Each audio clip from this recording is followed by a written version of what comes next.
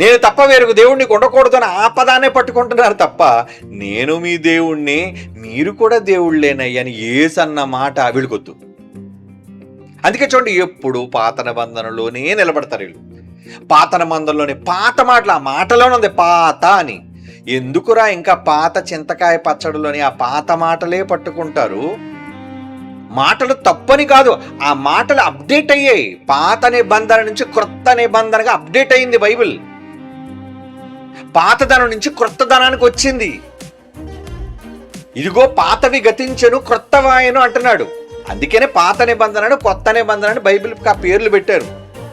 నిజానికి ఇది పాత ఎందుకు అయిపోయిందంటే, అవును ఎన్నో సంవత్సరాల క్రితం ఇది పాతదే, ఇది క్రొత్త నిబంధన, క్రొత్తగా వచ్చింది, కొత్తగా అయ్యింది, మార్పు జరిగింది, అప్డేట్ అయ్యింది. మన భాషలో చెప్పాలంటే ఒక ఫోన్ అప్డేట్ అయినట్టుగా, సాఫ్ట్వేర్ అప్డేట్ అయినట్టుగా బైబిల్ అప్డేట్ జరిగింది.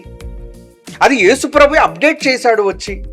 ఆ రోజు కొంతగా తెలుసుకున్న వాళ్ళు, ఏమండి, ప్రవక్తలకు కూడా కొంతే తెలుసు, రాజులకు కొంతే తెలుసు, ఏమండి, యేసు వచ్చినంత వరకు వాళ్ళందరికీ కొంత మాత్రమే తెలుసు. కానీ యేసు ప్రభు వచ్చిన తర్వాత సర్వసత్యములోనికి నడిపించడానికి ఆయన మార్గం సుముఖం చేసి వెళ్ళాడు ఆయన.